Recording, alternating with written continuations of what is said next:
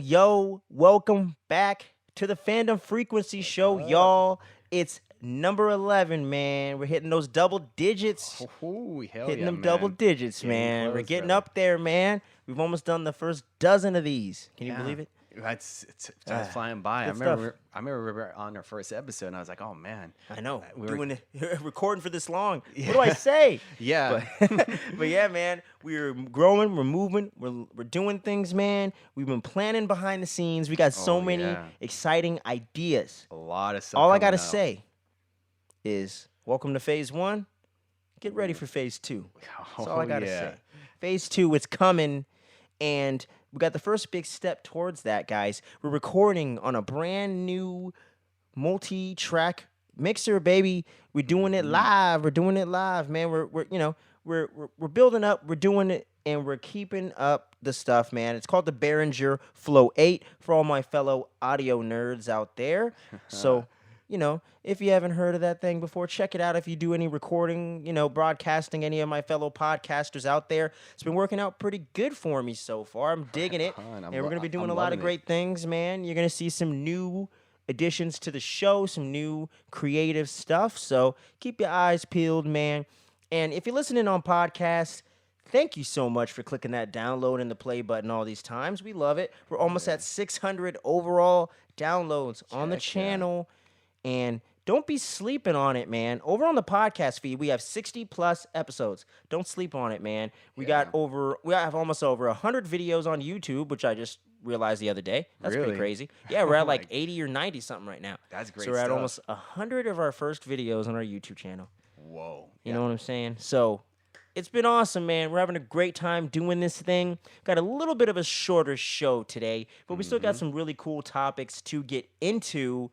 But one thing I wanted to get into in the multiverse of pop culture, man. Did you hear about that Kendrick Lamar album? Did not until he sent out that group text. Yeah, dude. Man. Finally! I didn't realize. He said it was announced on Twitter, right? Yeah, he announced it on Twitter through this link that went to like some website that's for the album name. And let me look it up real quick because I'm forgetting the name. I'm sorry. My brain. What is it called? Kendrick Lamar, new album. Let's see. Because it's kind of been a while since he released anything, right? It's been 5 years almost exactly since his last album, Damn, in 2017. Dang, that is a when I moved into my old place.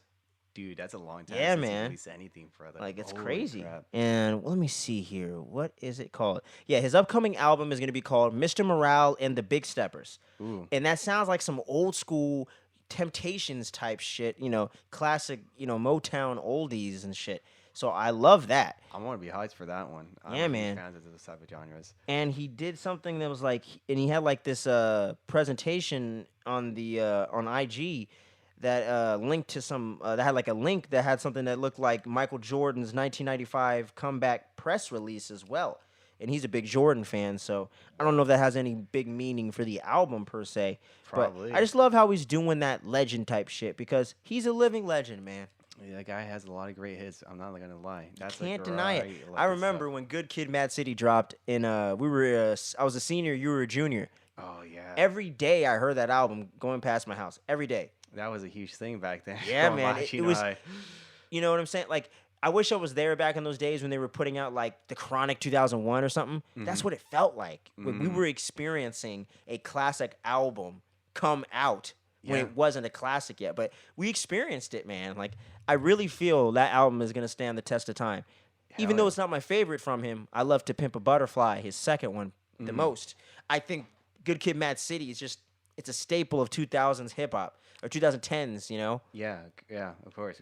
It's awesome. But yeah, man, I'm gonna be checking that out first day it comes out, May 13th. May 13th. I am so excited. Oh my God. That's like, I think a week exactly after Doctor Strange, Multiverse of Madness. So Yeah, that's like the following week. Yeah, man. Following week. Summertime, man. I can't wait. A lot of good stuff coming out. If you're a Kendrick fan out there, drop your favorite album in the comments, man. I really want to hear from you all on that one. To Pimp a Butterfly over here, what would you say is yours? Good Kid or Damn, maybe? I would say Good Kid. You can count Section 80 technically as well. No, I would say Good Kid. There's a few Good songs Kid, that yeah. I like a lot more compared to the other albums. Yeah. Come on, man. Oh, Classics. Yeah, Man, bitch, don't kill my vibe. Yeah, it's a lot. I heard like there's like that was always been bumping up, like in Hell everyone's yeah, car, man. even in the house parties and stuff like that. And man, TDE's dropping, bro. Schoolboy Q's got something apparently coming. Mm-hmm. Ab Soul's making a long-awaited return, apparently. Really? Got a new single coming out soon. Oh, I saw that on IG today. So, looks like Black Hippie's making a little bit of a comeback, y'all. A lot of stuff coming out for sure. Yeah, man. I'm looking forward to hopefully. it. Yeah, man. But man, there was something else I was gonna bring up. You know, I'm forgetting.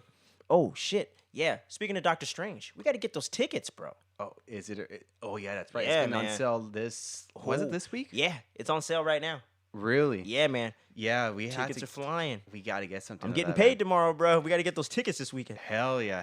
We'll talk more off air for sure, but we got to get those tickets, man. Oh yeah, we'll get something set up. We'll do it Thursday if we can. Thursday. Yeah, for sure. Yeah, we'll see what's up, man. But Yeah. woo, I'm off that Thursday and Friday. I was like, yes. I think I only have like one lecture class, so after that we can definitely go straight to the theater. Let's get it, baby. Hell yeah. Let's go. It's gonna be interesting to see It's that fucking movie.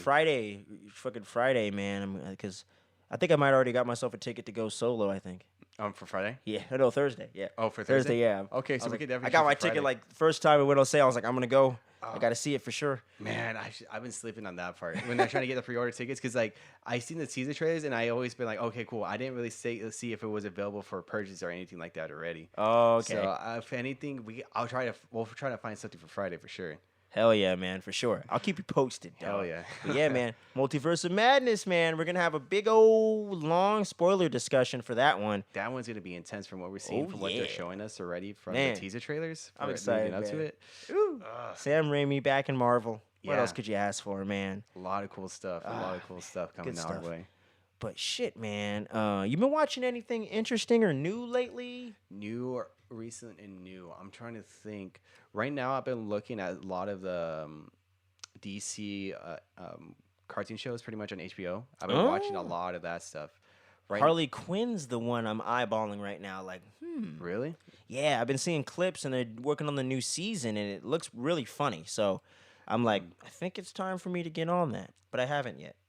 Yeah. Right now, I'm just kind of into that like DC phase when it comes to like watching a lot of like the animated shows and stuff like that. Because that's where like Like the old school ones? yeah, like a lot of the old Okay. school ones. Because like that's where like I kind of got like a lot of like enjoyment growing up seeing. I've only seen like some episodes here and there kind of scattered about, but not really as a collective whole. As Oh, like watching it really in order. watching it from season to season and everything like that. Yeah, I did that with Justice League Unlimited on Netflix like years ago. Yeah? I watched like almost all of it again. Yeah, it's so dope, man. It's interesting, and it's cool to see like how each timeline plays out. Like the most recent one, the Apollo's War, that's like the most recent one that they closed I know. out. I gotta see that. I heard that one gets pretty violent. It's gruesome. Yeah. A lot of the heroes that we see in that universe gets massacred, and Damn. and you kind of see like why they kind of had to reset the timeline because what they're facing is such a huge thing for them to even battle against. Right. It's and like especially with because I don't want to get too much into spoilers if you like since you haven't seen it, but all I can say is like that it's a great way to close out that timeline and introduce a new flashpoint leading into the new upcoming DC animated movies. Yeah, Because they haven't really announced too many, right? I think they just did a couple Batmans. They did Long Halloween. That's the only one I've seen lately. I think that's like the most recent one. I think right now they're getting ramped up to introduce like the new stuff. I think that one Pandemonium has been slowing it down. Yeah, but it's pretty cool. It's cool to see those type of like. yeah, I gotta watch that those Apocalypse War, man. I got HBO Max. I don't know what I'm doing. Dude, you can easily watch it. For real. It's pretty cool. It's pretty cool to see. It's sad to see it, but it's pretty cool as well to see. Would you probably put it in your top 10 DC animated movies? Or I would say for sure. for sure. Okay. It'll be in like top 5 for it because like the way that what the heroes have to face and how they're kind of like not. They got rid of the plot armor for a lot of the heroes, so you see the most realistic point of views of no one's really gonna be safe, and you'll see a lot of our heroes that we love and care about. Either they get incredibly badly injured, or they end up getting killed off completely because they get messed up by what they're facing. Right. So it's pretty cool to see. I really did enjoy it. It's cool. It kind of a fresher breath there, but it's kind of gory in a sense. But other than that, well, you know me, man. Yeah, I'm a horror nerd, so give me all the gore you can give me, baby. Yeah. Oh yeah. Let's see. Anything new or interesting I've been watching? Well, I was watching this anime. You probably heard of it, Yu Yu Hakusho. Oh, really? Yeah, I watched the first, like not all of it yet, but I watched everything through the Dark Tournament saga, as it's called. So I've watched like 3 of the 5 arcs. Pretty much of the series or the sagas, you could say. So like 3 or 5 seasons, pretty much. Okay. You know? And it's been pretty damn cool so far, man. Right, I'm glad that fucking Miguel and Drew have been trying to get me to watch that forever. Really? They've been pushing down? It's been pretty good, man. The Dark Tournament was by far the best part of the series, and it's good stuff. I just started the Halo show. Have you checked that out or anything? Not yet. I don't have the Paramount. I feel Plus. You. Yeah, I haven't got that one. Yeah, man, I just checked that out recently. I've watched the first 2 episodes. It's off to a good start. I like the premiere a little more than the second one. But me and Drew are going to be recording another Fandom Frequency show this weekend, I believe. We're going to be talking about the first 5 episodes. So it's going to be interesting to see if they really nailed it. But so far, so good. So so good for it. Yeah, not bad. Because I hear like a lot of mixed things about that show. Yeah. There's like a lot of people who are kind of against what the creators were doing with Master Chief himself or something like that. I have a couple questions right now. I'm like, I see what you're doing. They're trying to develop the character and make him a little more 3-dimensional and make him a little more of a more palpable for the less knowledgeable people out there. People that just want to watch TV. They want to watch a sci-fi show. You know what I'm saying? They're trying to get people to connect to Master Chief as not just a badass, but as a full-fledged character. And depending where they go with it, I might be fully on board with that because I think just having a one-note guy in a helmet the whole show, you can't do that. Mandalorian doesn't do that. You know, Dredd sort of did that, which is why I don't think it connected on that level. It's a dope movie. I love Dredd, the remake. Awesome stuff. Shout outs to Carl Urban, man. Fucking Billy Butcher right there. But man, I just feel like when you have those one-note characters where you don't see their face or connect to them emotionally, it kind of has some people checking out. You know, we loved Boba Fett growing up, so obviously we don't need that. But other people, they got to have some dialogue or something there. So depending where they go with his character, I'm a little on the fence with that. But I'm not a huge Halo fan, so I don't need them to stay verbatim with the game lore. I don't even know most of it. So. Right. I think a lot of the backlash is coming from like the hardcore community from the exactly. series because there's a lot of stuff that I hear that they nitpick about it and then like something about like the guns and all this other stuff. I'm like, well, for me, like I guess I can understand in their point of view, but it's like you mentioned before, what they're trying to do is trying to approach with the general audience to try to get as many people to join the show because it's like you said, it's kind of hard to have that one note character and not really say much and have some type of attachment to him. It's very hard to do. Like, you got to get invested in the journey. So we'll see where it goes, but overall, I'm digging it. And I've been watching Demon Slayer season 2. Oh damn! I don't want to get too far ahead of myself, but disappointing so far. That's all I gotta say. Really? So far. Yeah. How come? Is it just because like the storytelling or the slow, man, and the storytelling for where I'm at a few episodes in, I'm like, okay, could we get to they're kind of getting to the threat now. So I'm like, okay, cool. I see that we got this demon here. What's she all about? Could we get to it? Because it's just a lot of silly kind of meandering a little bit. Kind of like they introduced this cool character that I know is going to get down later because I've seen clips because Instagram, But I'm just like, okay, I gotta get through a few more episodes to get there, but a little bit of a slow start on season 2. I gotcha. So it's more of like kind of like that fillerish type of feel. A little bit, yeah. I got that. It's a little bit. I think when I was like watching Naruto, it was kind of like it was heavy Naruto's like that. Really bad with the filler. Yeah, that's when I like love it. Don't get me wrong. Like that's when I kind of like there will be times where I fell off of it because it was like too fillerish. I'm like, you know what? Like I'm gonna. Well, I skip that nowadays. Very easy to, but back in the day it wasn't. I didn't watch it back then, but yeah. But for sure. But yeah, man. But other than that, man, just been keeping up with Moon Knight, as we're gonna get into later on the show, as you see from the thumbnail, our main topic of the show today. But yeah, I haven't been watching too much, you know. Trying to been just working on some music stuff and damn job and stuff. I feel it, man. Yeah, I feel it. But yeah, man. But I guess with no further ado. What's the word, man? What's the word on the street, y'all? Getting into all the pop culture news, trailers, you know. But we got a little bit of some bad news. A little bit of some bad news. Across the Spider-Verse, the Into the Spider-Verse sequel, Part 1, Across the Spider-Verse Part 1, actually, has been delayed till June 2023. And that was announced today, right? Yep, it was announced literally this morning. Oh my god! The morning of the day of this recording right now. That's such a shame. I that was something I was very like hyped up to see towards Me the end too. Of the year. It was my third most anticipated movie behind fucking Scream 5 and Batman. Well, how come it was delayed? Did he say? Did it say like it was? No, no. It was just more of like one of the producers essentially tweeted, "More time to get it right," is what he said.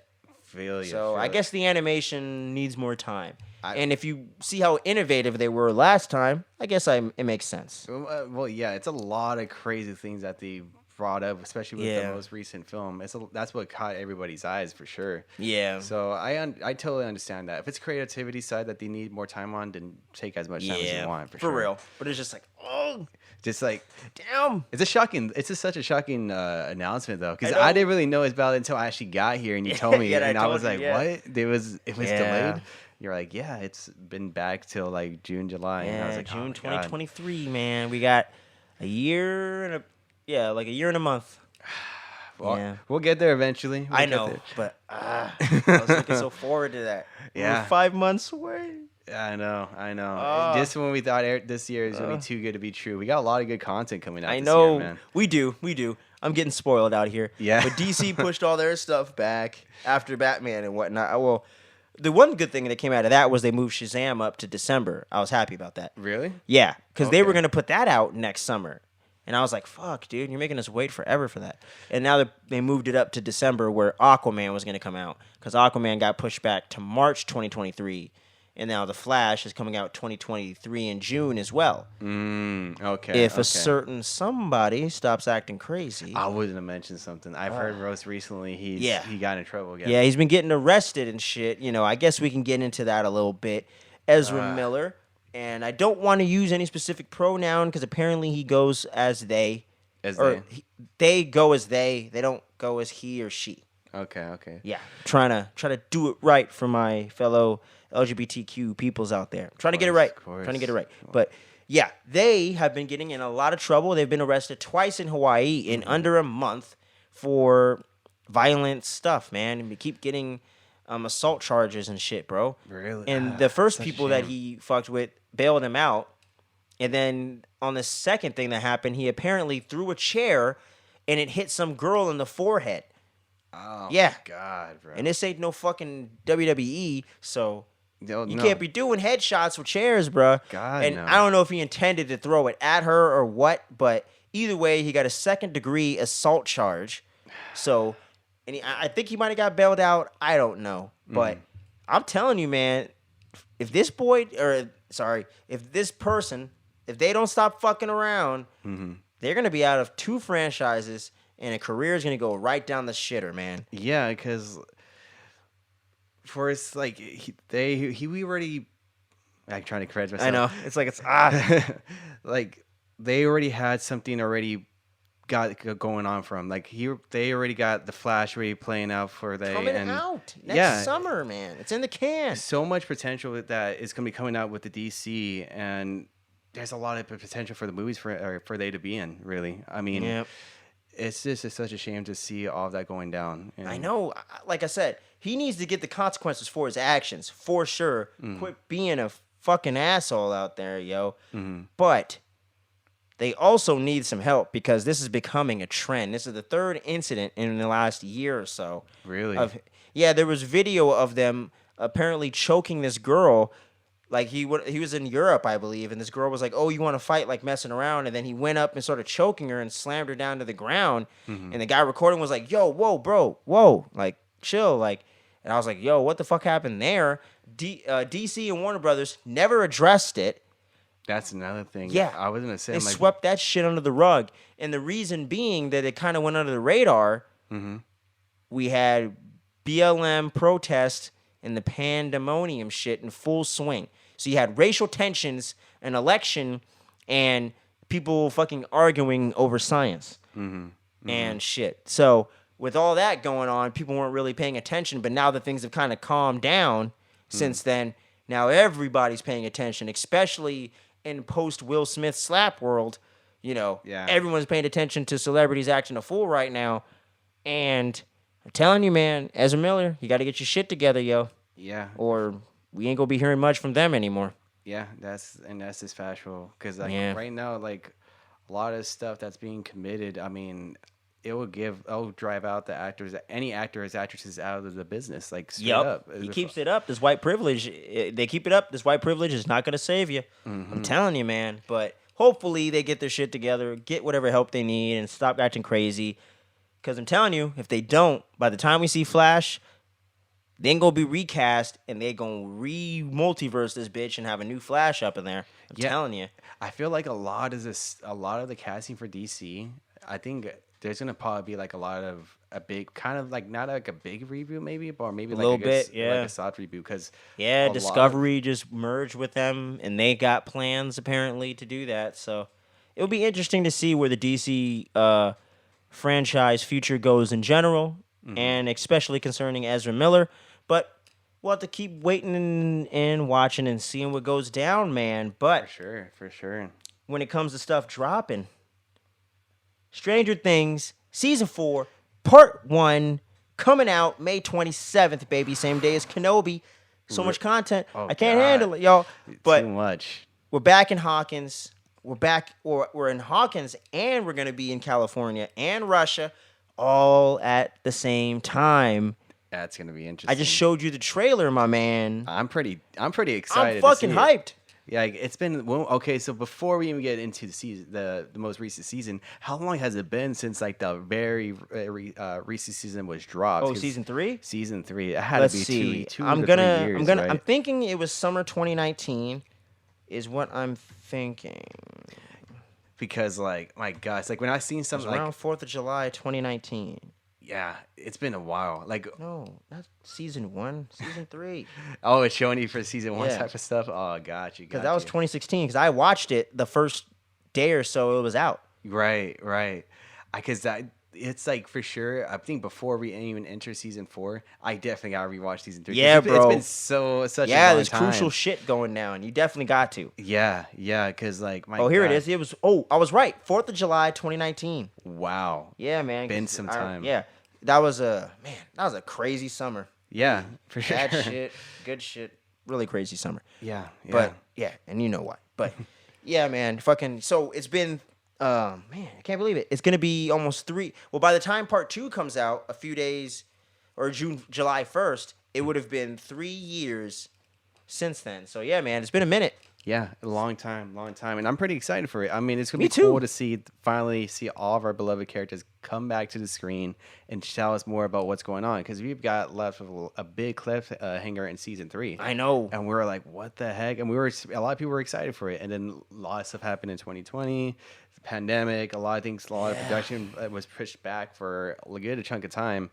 So it's going to be cool to see the characters on screen again and see what the story is going to be leading to, because a lot of cool stuff are popping up. And one thing too, man, because with everything going on with season 4, it's so epic. It's 2 parts, but it's going to be the beginning of the end, because season 5 is the final season. Officially, yep. Right? Oh, my gosh. The Duffer Brothers put out a statement saying as much, so it's bittersweet, you know what I'm saying? Yeah. But at the same time, it's good to get out while the getting is good and end on a high note for sure, because I've loved every season of Stranger Things so far. I know some people don't love season 2.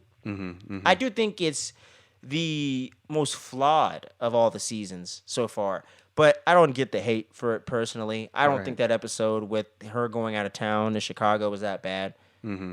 I don't know. I think people over-exaggerate. It wasn't as good as the other episodes, but... It has some ups and downs for sure. Yeah, but they're expanding the world, man. And it's like, you got to allow them to take these swings. And I appreciate them for doing so. And not just staying in Hawkins, doing the same thing over and over again.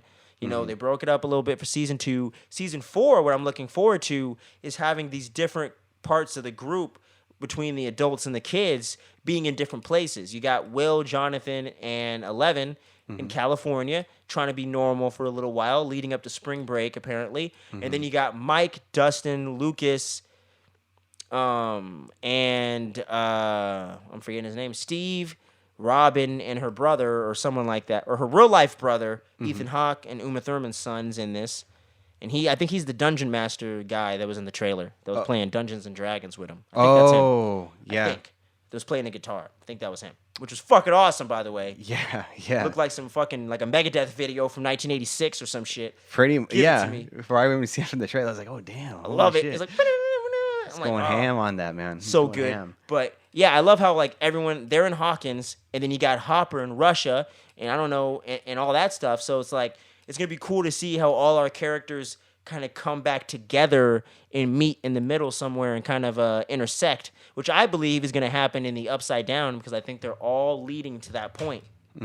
Dealing with that weird, creepy Freddy Krueger looking motherfucker. Yeah, I thought he was a White Walker when I seen it. I was like, oh my what's God. That? Is that the Night King? Oh, speaking of which, crazy theory I saw online.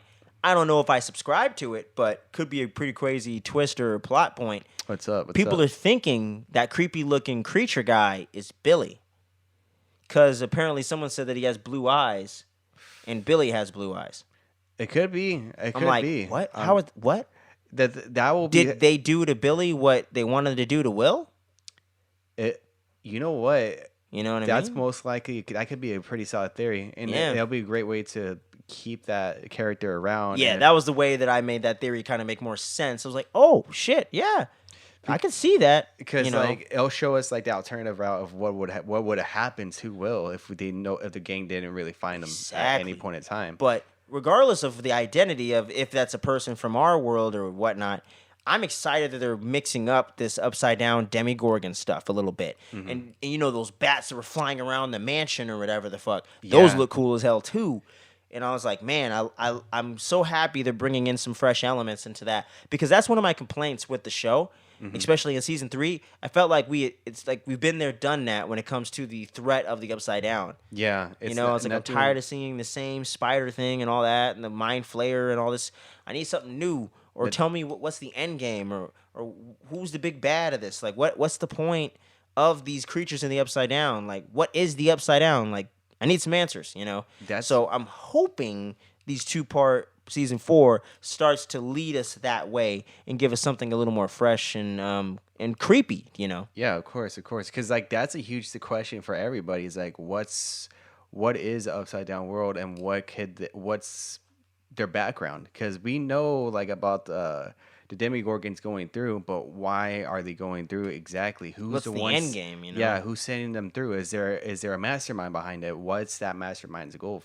And hopefully with this upcoming season, we get a lot more background story with it. And then leading on to season 5, that for the final season is that final seal the end game of it all, man. Yeah, and then to send off that... We're in the Infinity War right now, you know? Yeah, pretty much. Yeah, heck yeah, because we got the 2 volumes coming up. And yeah, it'll be cool to see what they're going to do with the storytelling to close out the story with the characters that we've pretty much seen growing up over the time frame. Like, for real, like, literally. Yeah. They're like, dude, Millie Bobby Brown is 18, man. Yeah. It's crazy. Before, they were like young. Everybody in that cast is really young. So man. Crazy, man. But I was 22 years old watching that shit. Yeah. And now I'm 27 and they're 18. Yeah. Seeing everybody grow up. Wow. Life. It's crazy, bro. But so many great shots in this trailer, man. Yeah. Like the shot of fucking Max floating in the air. I'm like, what the fuck is that? Yeah. How's that happening? First thing that I've seen. And then dude's playing the guitar on top of the thing. which looks cool and is kind of silly, but it's like, wait, why would he be doing that? Yeah. What does that mean? And then you got Hopper over in Russia looking like he's starting a prison riot, like he's Red Guardian over here. I was going to mention that, like, too. Whoa, hey, what's going on here? Calm down.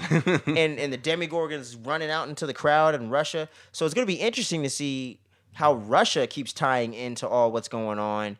Mm-hmm. And did you notice that creepy house they were going into? Yeah, I was going to say, I'm like, what's the main point? Like, that is called the Creel House. The Creel House? And there was this... did you see that preview that was all centered around that? I've seen it too. Like they were like searching around the house, and they were having like some like narrative going along with it. So apparently, this one dude in the house back in the 50s lived there with his family and his only child, or maybe he had 2 children. I can't remember. But he went crazy and snapped and killed his family in this house. And people believe, due to the fact we know there's creepy shit going on, they think that it's some curse related to the Upside Down that made him do that. Really? Yeah. A la Amityville Horror type shit. And they go into this house to investigate what's going on, which leads them to the grandfather clock, which was also in that shot with Max in the hallway at the school in Hawkins Middle, or wherever they're at, the high school maybe, where the clock's in the wall. Right. And a lot of people, and myself included, think they might be doing some time travel shit up in here. They easily could, to get some information that they might need for the present. That's where I think those shots of 11 with the bald, with the shaved head. You know what I'm saying? Oh, yeah. I think we're going back pre-season 1 even. And it'll be cool to see something like that as well, because that's something that looks like they're trying to set up for sure. Yeah, like they're really making this a full breathing world. And the Duffer Brothers have just teased recently, as of the other day, that there could be potential spin-offs depending on where they want to go with it and if they're hyped enough to want to do it. So this may not be the end of all things Stranger Things, but man, I just love how there's so much mystery with this season coming, and the trailers haven't showed us too much, I don't think. You can't really piece it together too much, and I appreciate that with trailers, man, because some of them get a little too spelling everything out too much. Especially nowadays, yeah. Yeah, like, here's Act 1, Act 2, and the ending. There you go. That's why Miguel hates watching the trailers. Yeah, it's a little bit of a gamble sometimes, but I will say, I had to watch this because we've been way too depraved to Stranger Things content. I needed it. I need my fix. Yeah, we needed something because we haven't really heard of anything beforehand. I know, man, but, man, I'm just so excited to see what everyone's new journey is going to be in this series, where things are going to end up going into part 2. And we're going to have spoiler discussions going down for both parts of that between beginning of June and July. So make sure you keep your eyes peeled on that, man. It's going to be a good time. It's going to be a good time for sure, man. Yeah. But we got one more trailer to get into, man, before we wrap up What's the Word.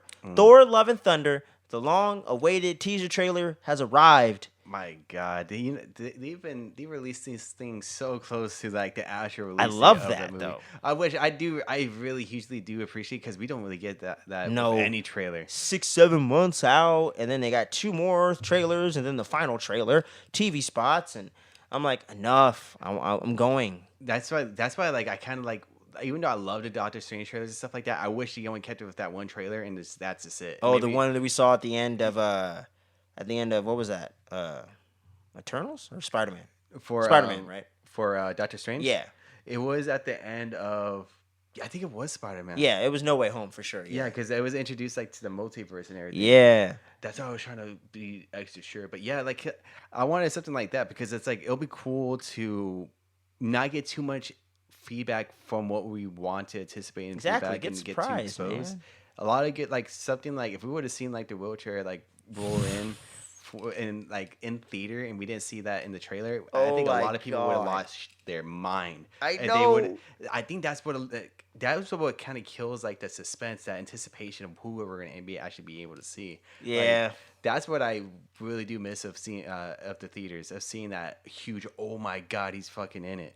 Like, like that Nick Fury, we're starting the Avengers Initiative type feeling. Like, wait, what? Yeah, it's something that doses everything out. Like, the only thing that came close to it was Matt Murdock in Spider-Man, and That's was true. That was like the only thing because he never hinted at him at all from any of the Nope. trailers. And then, no leaks or nothing. No. Oh, They only man. had theories like, oh, Charlie Cox, he's hanging around this production set, but we didn't really see what exactly he's going to be doing. Is he going to show up as Daredevil or Matt Murdock? And when we see him as Matt Murdock, if you've been following the Netflix series, then you already know who that character is. Exactly. I remember in my theater, there was like some applause, but some of them like, I didn't know who it was. I'm like, oh, okay, so I know that you guys haven't really kept up fully into like the Netflix, which I understand because at the point in time, a lot of people didn't really count at Netflix as the MCU canon because it's that huge. Kind of wasn't. Yeah, because it was kind of like they had mentions of the New York attack, but the incident. Yeah, the incident, and then that's all they really did. It's because the Netflix and Disney was having that confrontation. Yep. That's why I was get like, their eggs all in one basket at the time, but yeah. Man. I mean, but the trailer itself, yeah, it was fun, man. I love how they didn't show too much. We get a little bit of the idea of Thor's journey of where he was. You know, that shot of him at the beginning going from a little boy to a teenager with the classic Stan Lee, Jack Kirby costume. Yeah. Fuck yeah, Taika, you're the man. Yeah. Love that. Cool to see, man. And then you got to see that Phase 1 Thor again real quick. And then it transitions into the trailer where he's running around with the Guardians. They've been doing their thing, doing missions around the galaxy. He's been losing all that fatness, you know what I'm saying? He's out there putting in the work with his greatest Avenger hat. Yeah. You know what I'm saying? World's strongest Avenger. World's strongest Avenger right there. If y'all remember that joke, comment down below where that's from. But hell yeah, man. He's a friend from work. He's a friend from work. Man, but it's so good, dude. And I got to say, Jane coming in at the end, dude. Homegirl has been hitting that Peloton. She's been hitting that Bowflex. She's been hitting everything, bro. You see those arms? Jacked, dude. They're bigger than mine. Yeah, dude. Like, holy crap. And it's cool to see, like, her actually fully going into that character. Exactly. And she had, she's wearing the full outfit and everything like that. Yeah, man. And it's really cool to see that interaction between Jane and Thor. Pretty much. It makes it interesting again, and I'm actually kind of excited for Jane in this movie, and I never thought I would be. Yeah, and it's gonna be cool to see how she's gonna be introduced to something like that. How they're gonna tell the story. What's the context, and how does that all play? Because apparently Mjolnir has been repaired somehow. So how the fuck did she do that? Yeah, and that's a huge thing too. Maybe because we see the cracks and everything so forth. Yeah, maybe like it's Hela from Hela, like right there. Mm-hmm. Maybe I can't really try to like pinpoint what it could be because it could be multiple possibilities of how it got repaired and why they chose Jane to be. Who knows, man? It could be multiple things. It could be. And I'm also wondering about the cancer storyline from the Jason Aaron run. Are they going to throw that in there? That could be another possibility. Yeah, easily. Maybe they can easily go down that route for sure. Totally, yeah. Just have that the storytelling being there. Maybe Thor finds out about that and he's so in love with her and he's like, you know what? Maybe you could try to find something to make her like immortal in a sense and try to maybe replace me as a god. Because that'd be pretty crazy. Yeah. But yeah, dude, there's so many possibilities with Jane, man. You got Korg coming back. Mm-hmm. Hey, man. Yeah, that's another great character we've seen in the trailer. I love that. And he's having that little friendship with Thor and everybody like that. Hey, Doug. All right, new Doug. I love Korg so much. He's the best. Heck and you got a little quick shot of the beautiful Tessa Thompson as Valkyrie in her suit, man, looking snazzy, but bored as shit at the same time. Yeah, I guess she's not loving being a king or queen, I guess you'd say. Yeah, being involved being in the leader, politics and not too much of that warrior front. Yeah, you know what I'm saying. So it's gonna be cool to see her doing that little storyline of how she's gonna rule the new Asgardian people to branch out within the new world. It's cool kind of seeing the development of New Asgard. It's like a tourist attraction now because he had the cruise lines parked right there and all that stuff. So it's kind of cool seeing how it's almost like, like goddamn like Stonehenge or something. You know what I mean? It's like a tourist attraction that people go to see a classic culture from somewhere that they're not familiar with and stuff like that, even though they're technically aliens in this world. But yeah, man, like it was cool getting to see New Asgard looking a little like old Asgard for sure. We're slowly rebuilding it with time and everything like that. Which man. Which is very cool. And as you mentioned earlier with the Guardians and Thor, man, I think that's all going to be in like the first 30, 40 minutes.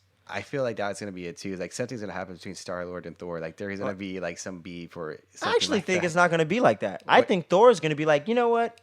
I'm done with this superhero business, like he said in the trailer. I think that's where it comes from, like a conversation with them. Like, I think my superhero days are over. I'm gonna chill now. You know, It'll make sense. It'll make sense too. And then I think the Guardians will go off on their adventure, like we saw in the trailer there, and they'll be going off to Volume 3, and then we'll be going on with Thor and his journey, where he goes to meet up with Korg and all that.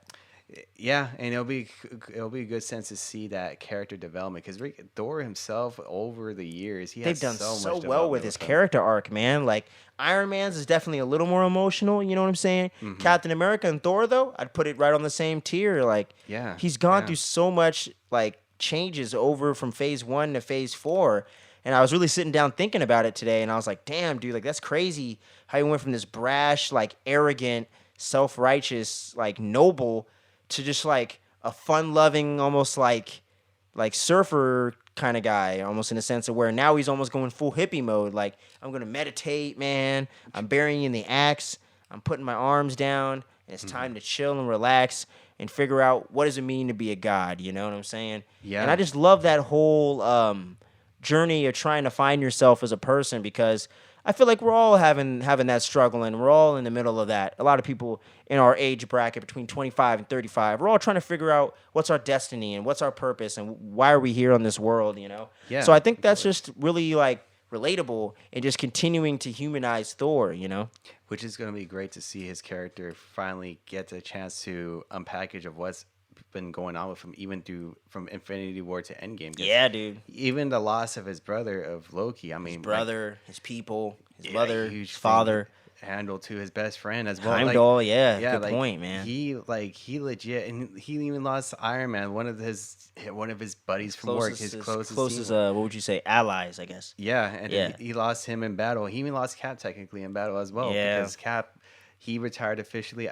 He officially died in. Well, he's either dead or just retired, but we know he's retired. Yeah, like he's for sure not in action. So right now he's just like, man, well, a lot of my old crew, half of them are already retired already. The other half is doing their own thing, trying to rebuild the whole world that they have over Endgame. And right now he's just trying to find his main purpose, especially trying to see what he wants to do moving forward because he's still technically young and God years in a sense. Oh, for sure, yeah. He for sure has like a lot of thinking to do, for sure. But it's gonna be interesting to see, man. Just for sure, man. Like I'm super excited for this movie, man. July 8th can't come soon enough. But let us know in the comments below. Stranger Things season 4 or Thor: Love and Thunder. What are you looking more forward to? What are you gonna see first? Are you gonna binge that Stranger Things? Or you're going to hold out and wait for that Love and Thunder, baby. You let us know. And with no further ado, my man, it's time to get into that main topic of the show, brother. Moon Knight. There we go. Episodes 2 through 4, man. You saw we had our review / discussion recap of the first premiere episode. We had a good time with it, man. Talking about it, yes. Episode 2 through 4, all I got to say is, holy shit, what a trip. It's for sure a different experience coming up. There is a lot of good ups and some good some like nitpicks here and there, but overall it's a fun series that we're seeing as a character that a lot of people want to see to be on screen and things like that. Definitely, man, because I was always interested in the character, as we've discussed here before, as you guys know that have listened and tuned into the show. We're not big Moon Knight fans from the comics or any of the video games or anything like that. I haven't even read a single Moon Knight comic, but I was very excited and interested for this series before it dropped because I want new, fresh stuff in the MCU, just like everyone else. And as a lifelong Marvel fan, and as a fan that's been watching the MCU since it literally started, it's so cool to see something that is so unique and so refreshing, and you never know where it's gonna go, and you're always on your toes and on the edge of your seat to see. How crazy is it going to get? How trippy is it going to be? How funny is it? And it's so funny and witty and scary. And it's just crazy how they balance all these tones and styles together, man. And, of course. And Oscar Isaac, I got to say, this man is killing it. Give him an Emmy right now. He's doing a great job displaying the difference between Mark and Steven. Like, oh, hell yeah. And then we've seen that in the most recent episode, which, like you said, you got to tip our hats to him because that's pretty big to achieve. Be able to distinct two different mannerisms to tell whose character is who. in like split seconds, man. Mm-hmm. He's even got to talk to himself a bunch, like, and make it seem like he's talking to another person that is himself, but it's not himself. I'm like, what the fuck? Like, explaining that is confusing. Like, how the hell do you get into that mindset as an actor, man? Yeah. It's just incredible. Like, I don't care what you think of the show, man. Like, you got to give Oscar Isaac his. You got to show that man some respect and put some respect on his name, dude. Yeah. Like, this is incredible stuff, man. This might be one of the best performances of the MCU, period. One of them up in there, my for mind. Sure. One of them up there. Because, like, for him, he's like, I already, like, when I seen him in Dune, because I actually seen Dune recently. Yeah, Dune's finally, good, man. And he I was like on that. there, and I was like, hell yeah. Like, you can see the potential already being there. And then with this show, Moon Knight, it really exploits it a lot with what he can do as an actor and how far he can go with, if he needs to do something like this crazy of swapping up personalities for multiple different characters, and it's gonna be cool to see him actually perform it and execute it pretty well. Hell yeah, Like, man. my God. And just and like you said, man, like just doing a little recap and so to speak, episode 2, we're picking up. Steven is going back to work, and obviously everything's torn up in the damn museum because the jackal was chasing him. Yeah, and then he ended up summoning this suit, and then he don't remember shit from what happened the night before. So the security's like, or he's telling the security guard like, "Hey, I got some proof or evidence about what happened last night." And he's all, "Get ready to watch this, mate. It's going to melt your brain." And it's gonna go and crazy. Then he doesn't see anything except him running away from some shit that isn't showing up on the camera. So he looks like a crazy ass person. And then he goes into the bathroom. Doesn't come out for a few minutes because, he's having that whole confrontation with himself in the mirror. Yeah. And then he suits up, fights the jackal, comes out as Mark. And it was so cool. And I love the way they acted that out in the scene when he's like, "That's not me." And because he looks at the camera and you can tell like it's not him just because the way like Oscar Isaac like makes his facial expression. You're like, that's not. it's like a whole different person, man. Yeah. And he's like, "That's not me." But the guy's like, "Yeah, what are it you is, talking dude." about? That's like it's The it's fuck straight you up mean? you. And then he ends up almost getting into trouble, but then he gets off scot-free, and then he ends up running into his wife, Layla, or Mark's wife, I should say. And I gotta say, I'm really loving the introduction of her so far. Yeah. I want to pull up her name real quick so I can give her a shout out here. She's a very good character overall, man. Really like this actress. I had never heard of her before, man. Like, has she been to like a lot of recent like movies or films besides Moon Knight? Let's see. Yeah, her name is May Kalamawi. May Kalam. Just Google it. You'll know. No But worries, no she hasn't worries. been in anything I've heard of. She was in something called Jin in 2013. Another thing called Rami, or Rami. That I think I heard of from 2019. It's a show, I think. Most recently. Okay. Yeah. Okay. And The Long Road Home and something else. So yeah, she's kind of an up and coming actress right now. She's killing it so far. I'm liking man. what she's doing. I'm digging it. And I love the whole dynamic with her versus Steve and then her versus Mark, You can tell like the difference between the two. Like I feel like with the episodes coming on, she's slowly falling in love with Steven instead of But it's Mark. like you're falling in love with somebody twice? Yeah. Like what? Like it's so fucking weird, man. And then episode 2, so you got them meeting up and the whole thing going on from there. And then he ends up running into Arthur Harrow, Ethan Hawke's character, the villain. Yeah. And I'm liking him okay so far. He's not blowing me away or anything, but he's cool. Right, because right now, like, it's just he's showing like a villain that he truly does follow a purpose. He has a code, has a code that he wants to pursue, and he thinks in every justable being that he is right. Like he wants to make sure that before any evil is able to condemn anything, he'll just eliminate it just like that. And we'll get that reasoning behind it, and he kind of shows that passiveness right now. But at one point are we gonna see that dark side of him that he hasn't really showed anybody just as of yet? Right now he's trying to act that innocent bystander, saying, "Oh, I don't know what he's what they're doing, all this other stuff." Like, but he's up to some shit, man. Yeah. And I don't even believe him that he used to be Khonshu's avatar. I don't buy it. Khonshu's avatar, it could. I don't buy it. It could. We'll have to see, because like at the same time, what makes you say like you don't buy it for that one? For I don't know, man. Like Khonshu doesn't really address him And he doesn't, like, when he said that, you don't hear Khonshu going like, oh yeah, I hated that guy. Yeah. You know, he doesn't agree with that. He doesn't confirm it.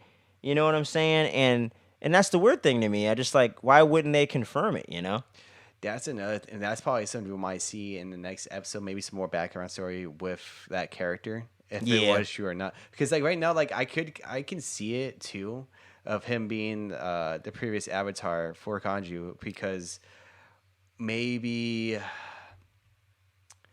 it's like his origin story is like he was like a maniac, pretty much really enjoyed that whole thing with being the avatar, you know, doing like the killing and all that, no problem.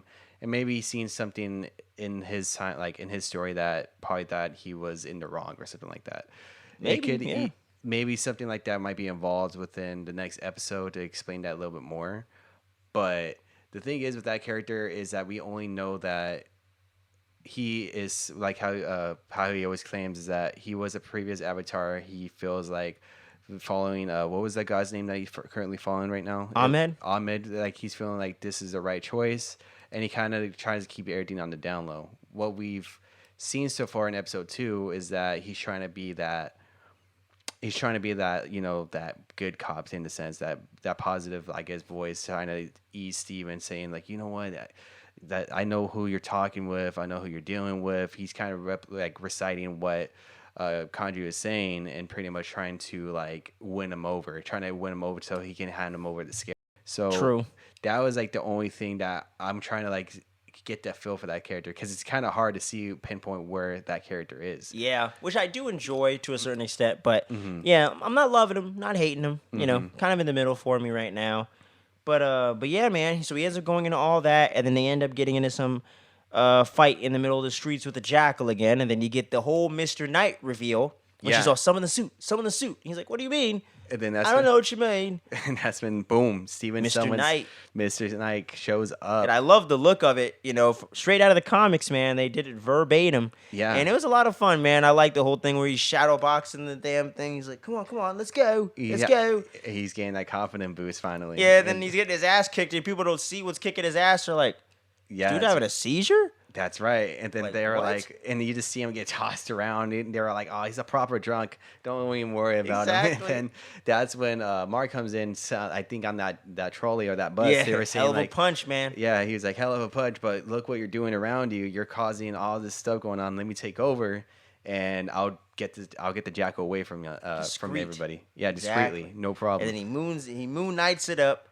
hops onto the roof, and then he's running away from the thing and whatnot. And I love that shot of him like jumping down, like diving down off the building, grabbing it, and then slamming it down on that pointy thing. On that weird parallel thing, impaling right? it. Yeah, dude. I was like, oh, that's a clean shot right there. Yeah, easily. Super dope, man. Which leads us into episode 3, where he ends up waking up in Cairo, Egypt, and they're going hot on the tail of Arthur Harrow to get that scarab. And Khonshu's like, you better get your ass over there and beat him and get that scarab, boy.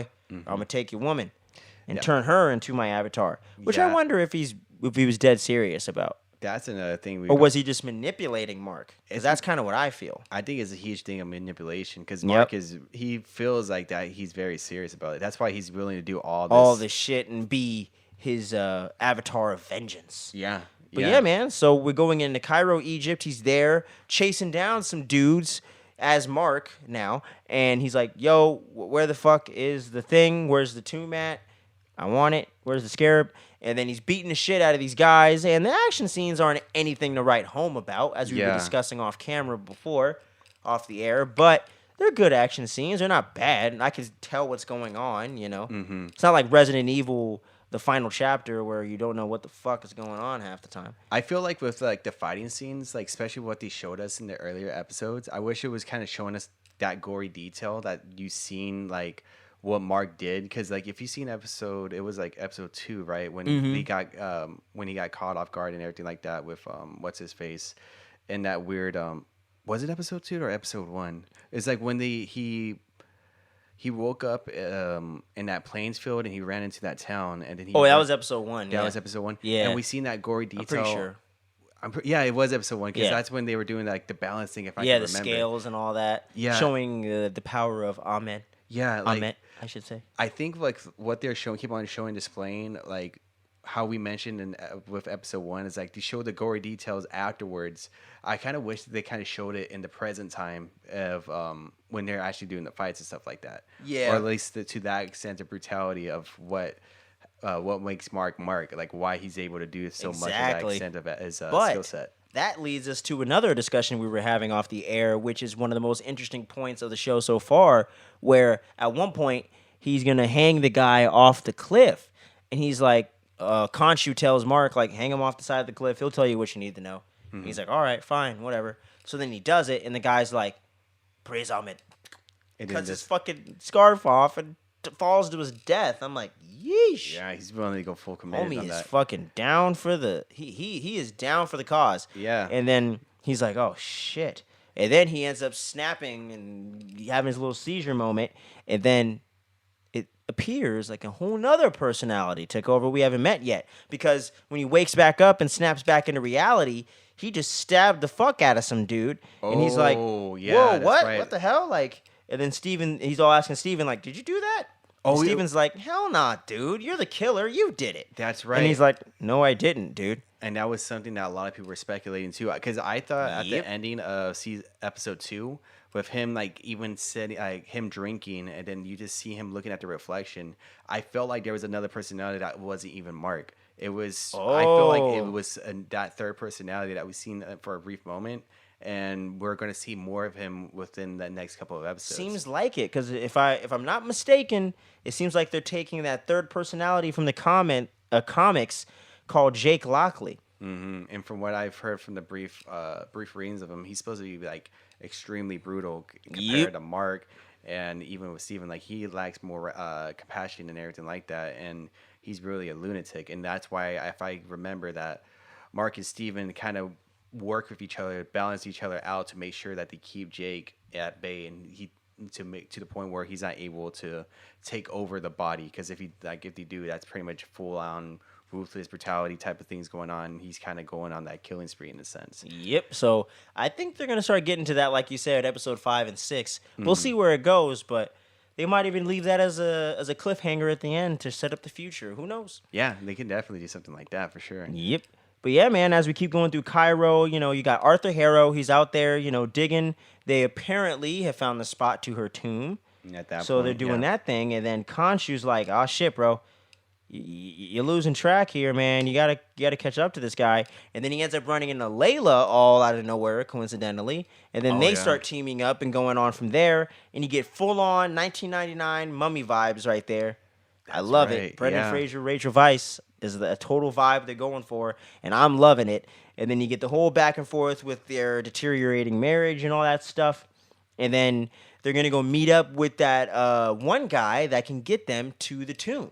Oh, that's right. And one quick side note that's a little sad, that actor, the guy that was going to buy the tomb or whatever, he actually passed away in real life from a skiing accident. I've heard about that. Yeah, too. so I've heard about didn't even get to see his own work in the show. Kind of a bummer. That's a shame. It's sad. Yeah, and he was a big up and coming French actor over there. He did like some pretty big movies over there and stuff. So he was right on the brink of blowing up in the States, and he was getting close to that peak. Yeah. Yep. But sometimes things just don't work out quite the way you think they are. But hey, at least his work will live forever on in the MCU. So yeah, for sure. That's cool stuff, man. And a lot of audiences will get to see his work that wouldn't have before. Mm-hmm. But I love that whole thing of Mark and Layla going there, getting the stuff that they need to get. And then they end up needing Steven's knowledge to get them out of the situation and figure out if that's what they're looking for. Mm-hmm. And I love how Mark's like, all right, fine, you can use him, whatever.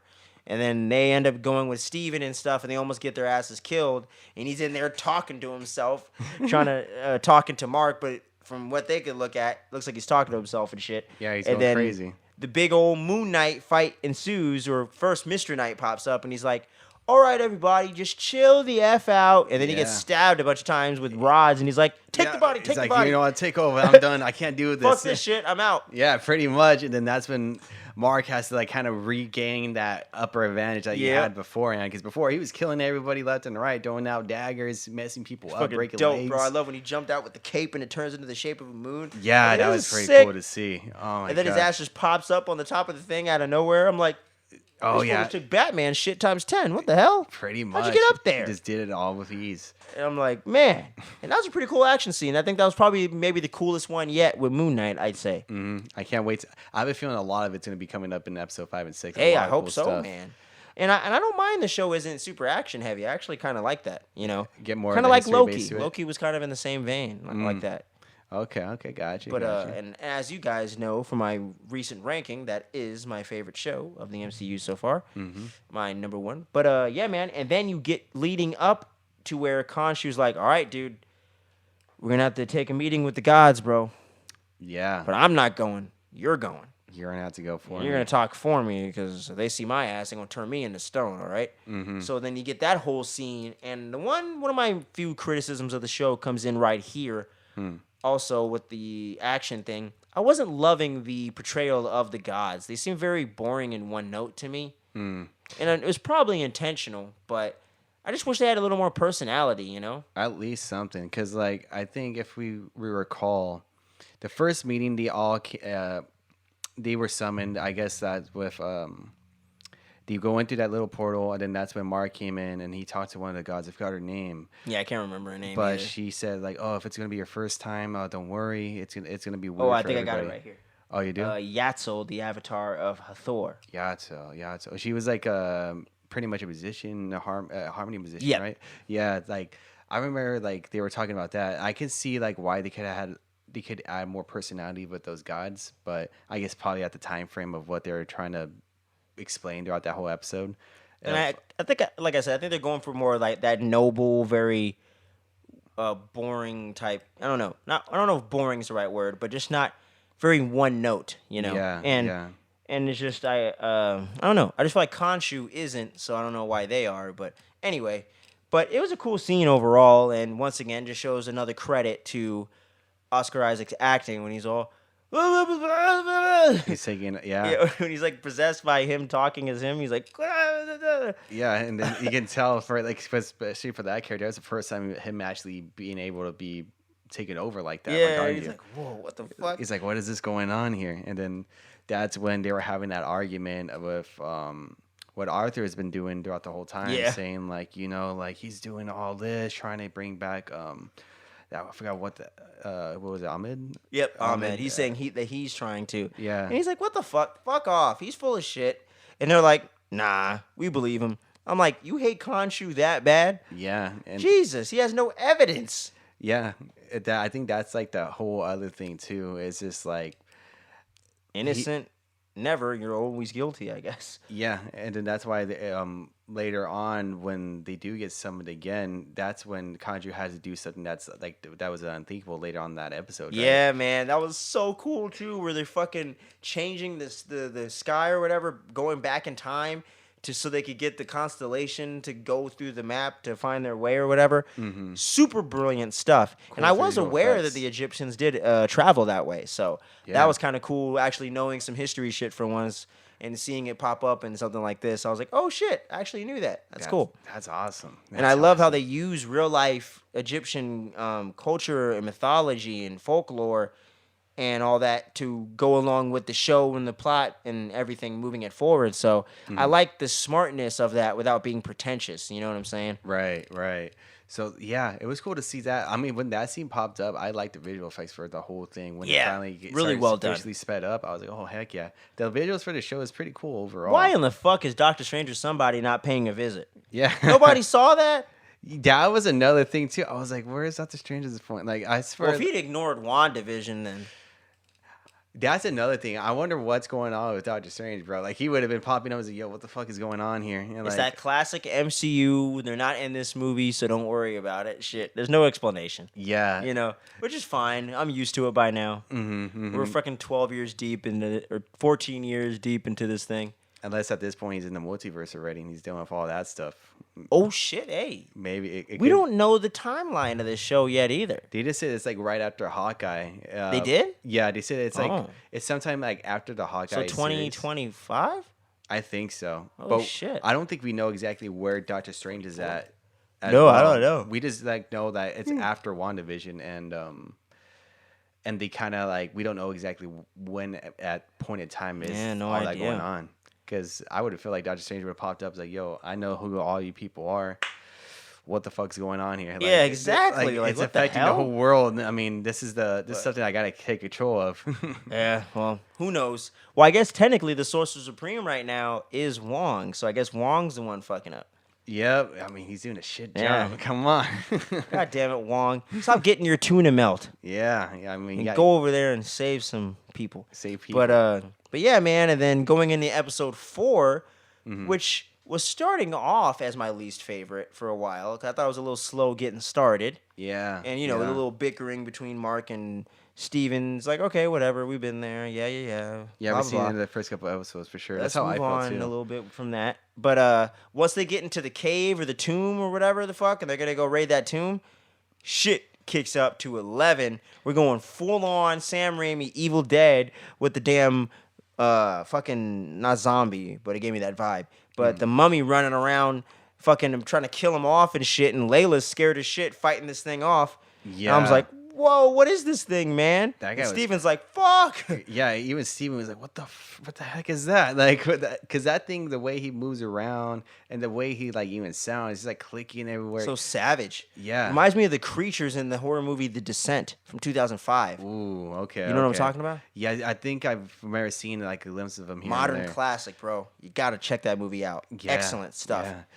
I think with that creature, it had that creepy vibe to it, like you mentioned. Hell yeah, straight up horror vibes for days, right there, baby. Mm-hmm. And I loved it. And like throughout that episode, like when Layla was fighting him, like that guy like is like strong as heck. Yeah, he has like he has like a huge jump, and even in between when he heard Mark beforehand when he Layla, like he jumps up, like all right, this guy has height. Holy shit, this nigga got hops. He has hops. He has strength. He probably has the speed. And then when Layla was trying to fight him off and stuff like that, that was kind of intense as well. Like trying to see what's going to happen to her. And then both of them ended up falling off the cliff, right? And then she only hanged up with him like last second. For a second, I was like, oh, no way. And I was like, oh, okay. It really had that Indiana Jones type of feel to it. Hell yeah, dude. These last 2 episodes especially have like been a perfect merge between like the Mummy, Indiana Jones, and Evil Dead, bro. Like that's the vibes I've been getting from these last couple episodes, man. With like the evil and the good Ash fighting each other and stuff. Mm-hmm. All my horror fans, you know what I'm talking about. The evil fucking Ash hand running around and all the weirdness there. It's just crazy stuff. The whole thing where he had to sever his hand because it got possessed because he got cut and was getting the curse in him, so he had to cut off his hand, which is why Ash Williams from Evil Dead has a chainsaw for a hand. Right. So that's how all that shit came together. And yeah, man, it's just crazy stuff. And then going on from the tomb and everything like that, shit gets extra crazy when Arthur Harrow shows up, shoots the fuck out of Mark Spector after he confesses to Layla that he was there when her father got murdered. Yeah. And then that causes another wedge between them right there. So I think them divorce papers are getting filed, bro. For sure. Because she'll divorce how do you Mark. Forgive that? Yeah, and I think it's even unfair for Steven because I don't think she'll like even love Steven because that's like the same body that she sees as Mark. Exactly, dude. So that's such an unfair thing for probably fucked up stuff for Steven, man. Yeah. I guess all you get is first base, buddy. That's the truth, and like that's why it's like I had a feeling they had something like that planned going on with Mark. That's why Mark is trying to like push her away for that reason. He's like, no, I got to do this alone. And he probably felt so guilty and didn't want to mention it. Doesn't want to get her killed too. Mm-hmm. You know what I'm saying? Mm-hmm. If the backstory he's saying is the full-on truth, which I think it is. But going on from there, dude, Arthur Harrow shows up and tells her, oh, yeah, he's lying to you, blah, blah, blah. They have their argument or whatever. And then he pops back up again, shoots the fuck out of Mark Spector. And you're like, yo, what? What's going on? You don't got a suit no more. How's he supposed to live through that? He falls through the water. Creepy music plays. And then You wake up and you're in the middle of a fucking Tomb Raider ripoff that came out of the bargain bin at Hollywood Video. Yeah. You know, they got the black kid walking through the forest and he's getting all scared and shit. And then you got the explorer guy. He's like, "Oh, don't worry, I got us. Or I'm not Stephen Grant." And I'm like, "What?" And then they pan out and from the TV and you're in this like 12 monkeys looking insane asylum. And I'm like, "Huh?" Yeah. And then they show Layla fucking talking about a bingo card. I'm like, "Wait, what? Huh?" It's like, what's going on here? Is that the cop? Yeah. Those are the corrupt cops. Wait a minute. And then, Mark's locked in here? What is happening? That was a huge twist. And you even see that that guy, that little frozen figures, I guess, statue. Yeah. And, like, in front of that fountain. Like, he was there. I think he was the one doing the announcements, wasn't he, for the bingo card? Or something like that? So. I think that was him. And then you see shit. And you see the manager there, too. And I was like, oh, my God. That was working at the museum. I was like, oh, wow. I'm like, okay. That's pretty neat for a little twist like that. And then he's holding the Moon Knight figure when he falls out of the wheelchair. Yo, yeah. Apparently he's been sedated. And then he ends up talking to the psychiatrist. That's actually Arthur Harrow. Mm-hmm. And I'm like, wait. It's like, is this a lie in a pocket dimension? Or is he really tripping? That could be it. Because, like, what they're showing, what Arthur was kind of like showing, like, talking to him is all saying, like, what he's been telling him throughout the whole episode, and you kind of had that hint of why is Arthur's character so chill? Like, why is he always so calm and everything like that? And you get to episode 4, and you're like, okay, it kind of explains it. It kind of explains why. And if they're going if you're gonna take it on face value, and it's not a twist on another twist, it's not a trick or something like that. I'm getting like serious Shutter Island vibes, where Leo DiCaprio. Have you seen it? No, I haven't seen that. All right, well, it's a movie with Leo DiCaprio and Mark Ruffalo, and they're on this boat at the beginning of the movie going to this island with this insane asylum on it. And they're doing an investigation. And they go to the island, and it's like full-on like noir detective back in the olden days type vibe. So, you know, they got the fedoras and everything, the cigarettes, and they're going around, you know, and they're getting clues, and they're unraveling this mystery as it goes along to figure out, is it the headmaster of this institution that's doing these things, murdering people or doing whatever, or is it a patient? So they're trying to figure out what's going on. But the reveal is Leo DiCaprio isn't a detective.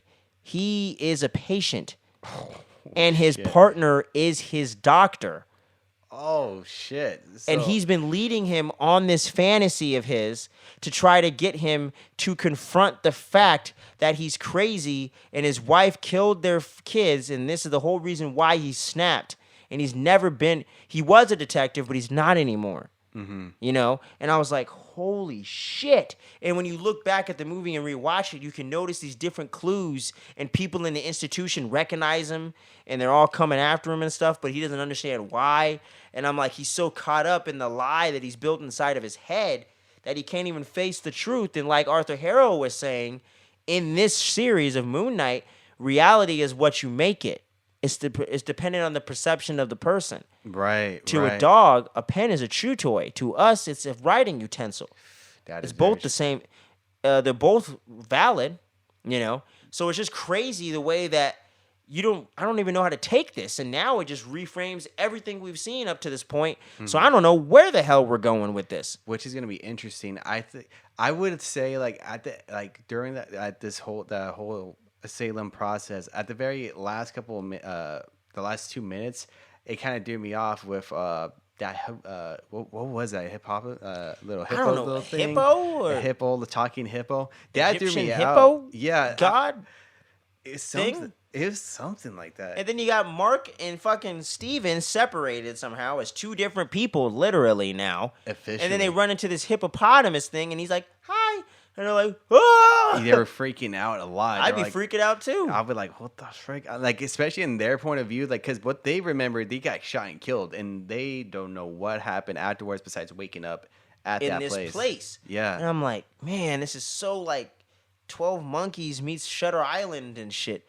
Yeah. Like, I don't know where the hell the show's going at all. I think what I have a theory is, like, when we met, like when Mark was going through the rooms, and he found Steven first because he heard Steven's voice, and then the next room you see somebody keep on banging against the thing and trying to get out. I feel like that's like I mentioned before off camera. That's Jake like Lockley? Yeah, that's gonna be that third personality that they haven't opened up just yet. Damn. And I feel like they probably sense it, or they just didn't trying decide to open it up. and ignore it. Yeah. Yeah. But man, like that's just that's why it's kind of interesting to see what they're gonna introduce with the next 2 episodes, because the next 2 episodes it kind of has to like hit the ground running and never stop, because you ain't got too much time to wrap this up. So yeah, because like at this point they closed out what we've been following for the first 4 episodes, and they gotta tell a story episode 5 and 6 and close it out to make sense. Tie up all these loose ends, man. But yeah, whew, man, I gotta tell you, this has been one of the most refreshing things to watch in the MCU since 2008 when this whole thing began. I'm definitely enjoying the hell out of this so far. Mm-hmm. Minus a few nitpicks, man. I think after thinking about it, I'm going to give the series, so far, 8.25. 8.25. 8.25 for you. Very strong series. You know, right on par, I feel, with Falcon Winter Soldier, maybe a little bit better. And right there matched, like, right there with Hawkeye for me right now. I think for myself, I'm leaning on, it's going to be in the 7s. It's either going to be 7 or 7.5. Like, it's still on there. Like, it's a solid score, though. The last 2 episodes, if it's something like with this huge twist on episode 4 and it ends up blowing my socks off, it'll definitely go up to 7.5 as for sure, or it might even go to an 8, depending on how they lead with the last 2 episodes. I feel you, man. Like, shit, for me, it might bump up to an 8.5 or so if you keep going this good, man. Because, like I said, first 2 episodes especially, love the hell out of those. Episode 3 was pretty damn good as well. I think it was not as good, but close. Episode 4 had a slow start, great middle, trippy, crazy ending. So right now, definitely a great episode of television, no doubt. I'm having a blast with this thing. It's very fun. It's so weird, man. I never know what to expect. You never know what's around the corner on Moon Knight. But I want to hear from you guys, you gals, and everybody in between out there, man. Drop your thoughts down below and let us know what you thought about Moon Knight so far in these first 4 episodes. Is it delivering? Is it missing the mark? Is MCU off the rocker in a good or a bad way? I want to hear from you all out there. And you diehard Moon Knight fans, are they doing it justice? You know, people are kind of all over the place with the reception right now. So it'll be interesting to see where this thing goes, man. But of course. Yeah, man. I mean, you know, we had a great show today, man. Chatting it up with y'all, getting into the multiverse of fandom. But before we go, guys, once again, click the like and subscribe over here on the YouTube channel if you're watching. It really helps us out immensely, getting the support, building this community with all of you out there, man. It's been such a great time doing this thing. And if you're on the podcast feed listening to our sultry voices on your earphones or bumping it in the whip, make sure you click download before you go to your next one, man. And until next time, guys, make sure you keep your eyes peeled. We got so many things coming on the channel, man. And like we said, Phase 2 is coming. Hell yeah. The Avengers are about to assemble, guys. Don't worry. It's coming. I'm telling you. Don't touch that dial, man. No, not yet. Not yet. For sure, man. Any final words for the people, man, before we sign off? Before signing off, like I always mention, just be safe out there, stay healthy, and until next time, pretty much stay tuned, because a lot of good, exciting stuff is coming out throughout this year and even next year. Super pumped up for what we just got to Hell yeah, man. You won't be able to tell the difference between your waking life and dreams, baby. Stay tuned and don't sleep, y'all. Peace out.